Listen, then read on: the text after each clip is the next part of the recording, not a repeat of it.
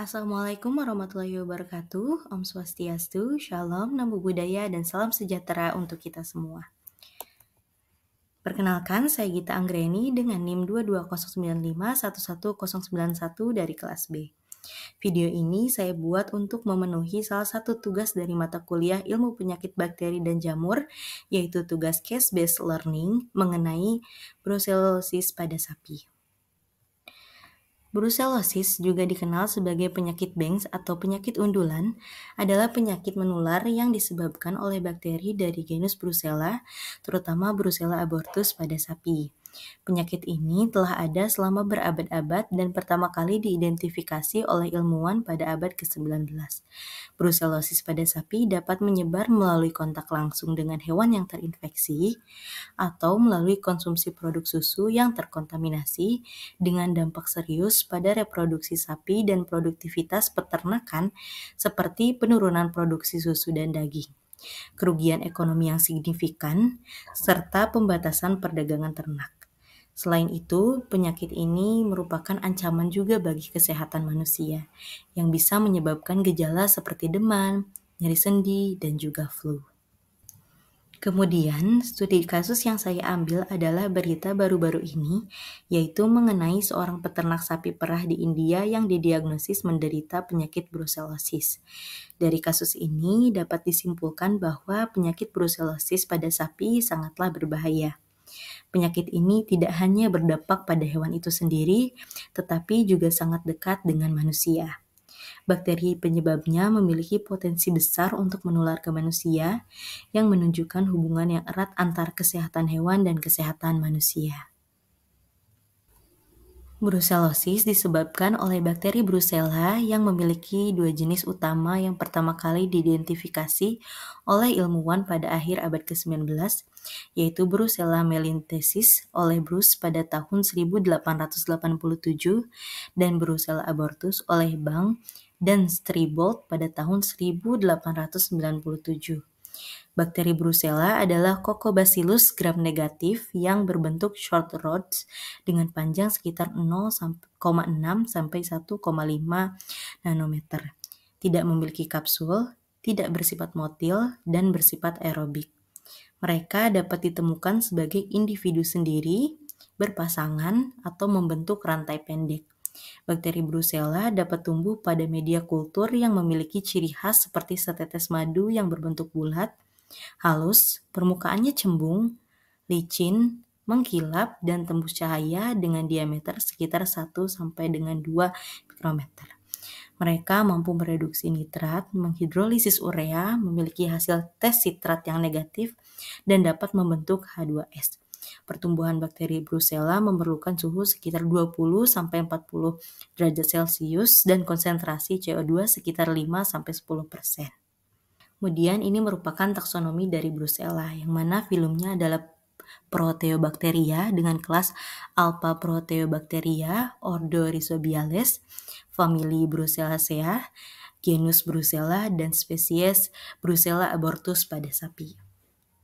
Kemudian, Brucella memiliki sifat patogen intraseluler fakultatif, yang berarti bahwa bakteri ini dapat hidup di dalam sel inang, terutama dalam sel-sel retikuloendotelial, yang termasuk sel-sel sistem kekebalan tubuh.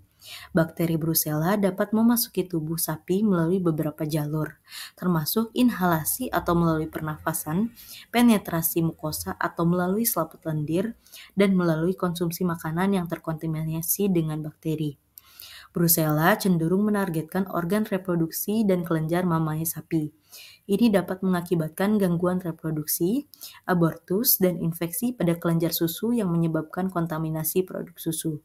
Brucella dapat juga menyebar ke organ lain dalam tubuh sapi, termasuk sumsum tulang belakang, hati, testis, dan sistem limfatik. Kemudian gejala klinis. Salah satu gejala utama brucellosis pada sapi adalah tingkat abortus yang tinggi. Sapi betina yang terinfeksi brucellosis seringkali mengalami keguguran atau abortus pada fase kehamilan yang lebih lanjut, terkhususnya selama bulan ke-5 sampai ke-8 kehamilan. Hal ini dapat menyebabkan kerugian ekonomi yang signifikan dalam peternakan karena sapi yang kehilangan keturunan biasanya tidak memberikan susu daging yang diharapkan. Brucellosis dapat menyebabkan infertilitas pada sapi betina. Sapi yang terinfeksi mungkin sulit untuk hamil atau mungkin mengalami kesulitan untuk mempertahankan kehamilan. Brucellosis dapat mengakibatkan penurunan produksi susu pada sapi yang terinfeksi. Kualitas dan kuantitas susu yang dihasilkan oleh sapi dapat berkurang yang berdampak negatif pada pendapatan peternak. Kemudian ada juga gejala arthritis, ada yang dimana kondisi peradangan pada sendi-sendi sapi yang dapat terjadi sebagai akibat dari infeksi brucellosis. Lalu ada tendovaginitis pada tendon dan juga bursitidis pada bursa. Kemudian gejala-gejala tersebut termasuk seperti pembengkakan, nyeri, dan ketidakmampuan untuk menggunakan anggota tubuh yang terkena dengan normal. Lalu ada juga gejala yang terakhir adalah pembengkakan skrotum, ampulitis, dan absis pada testis pada hewan jantan. Kemudian berikut merupakan cara penularan dari brucellosis. Yang pertama adalah dengan kontak langsung, di mana sapi yang terinfeksi brucellosis dapat menularkan penyakit ini kepada sapi lain melalui kontak langsung, seperti saat berinteraksi atau berdekatan dengan ternak yang sehat. Lalu yang kedua ada kontaminasi lingkungan, yang mana bakteri Brucella yang dikeluarkan dalam cairan tubuh seperti air seni, darah, dan cairan birahi dari sapi yang terinfeksi dapat mengkontaminasi lingkungan di peternakan, termasuk padang rumput, kandang, dan sumber air. Lalu kemudian ada juga yang melalui janin dan produk keguguran. Kehamilan sapi yang terinfeksi brucellosis seringkali berakhir dengan abortus atau keguguran. Bakteri Brucella dilepaskan ke lingkungan saat keguguran terjadi. Jadi, sapi lain yang terpapar pada janin atau jaringan yang terinfeksi selama proses ini dapat terinfeksi juga. Kemudian ada diagnosis brucellosis yang mana pertama ada tes serologis atau uji serologi. Uji serologi adalah metode yang melibatkan pemeriksaan darah atau serum sapi untuk mendeteksi keberadaan antibodi terhadap bakteri Brucella. Tes serologi yang umum digunakan termasuk uji aglutinasi dalam tabung gelas, uji aglutinasi dalam tabung mikro, uji aglutinasi dalam tabung mikro Brucella. Kemudian hasil positif pada tes serologi menunjukkan bahwa sapi tersebut telah terpapar Brucella. Lalu yang kedua ada tes PCR atau polymerase chain reaction, di mana metode ini adalah metode molekuler yang digunakan untuk mendeteksi materi genetik dari bakteri Brucella dalam sampel sapi. Metode ini adalah metode yang cepat dan sangat sensitif yang memungkinkan deteksi dini pada infeksi. Lalu kemudian ada juga uji bakteriologis yang melibatkan isolasi dan identifikasi langsung dari bakteri Brucella dari sampel biologis seperti darah atau jaringan yang berasal dari sapi yang diduga terinfeksi. Kemudian ada tes biakan di mana bakteri Brucella dapat dibiakan dalam media kultur khusus yang mengandung nutrisi yang sesuai. Lalu ada juga uji reseptor binding dan pemeriksaan klinis yang dapat digunakan sebagai petunjuk awal dari diagnosis brucellosis. Kemudian ada pengendalian dari brucellosis diantaranya yang pertama dengan vaksinasi yaitu vaksinasi 19 strain dengan dosis dari 10 sampai 20 kali 109 sel per mililiter untuk anak sapi betina usia antara 3 sampai 8 bulan.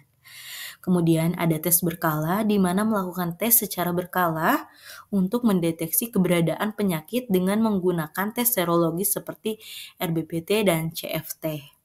Lalu ada juga eradikasi reaktor positif, yaitu ketika sapi dinyatakan positif terinfeksi, langkah selanjutnya adalah menghapus atau mengisolasi hewan tersebut dari peternakan. Kemudian, kesimpulannya adalah brucellosis pada sapi diakibatkan oleh bakteri Brucella abortus yang bisa menyebar melalui kontak langsung dengan hewan yang terinfeksi atau melalui konsumsi produk susu yang terkontaminasi, dengan dampak serius pada reproduksi sapi dan produktivitas peternakan, seperti terjadinya abortus dan penurunan produksi susu dan daging. Brucellosis dapat didiagnosis dengan beberapa tes seperti tes serologis, PCR, bakteriologis, tes biakan, tes reseptor binding, dan pemeriksaan klinis. Pengendalian brucellosis dapat dioptimalkan dengan vaksin tes berkala, dan eradikasi reaktor positif. Pengendalian dan pencegahan dari penyakit ini sangatlah penting agar tidak merugikan semua pihak. Kemudian berikut merupakan beberapa sumber yang saya gunakan untuk membuat tugas video ini. Sekian yang dapat saya sampaikan. Mohon maaf apabila terdapat kesalahan kata. Terima kasih. Wassalamualaikum warahmatullahi wabarakatuh. Om Santi Santi Santi Om.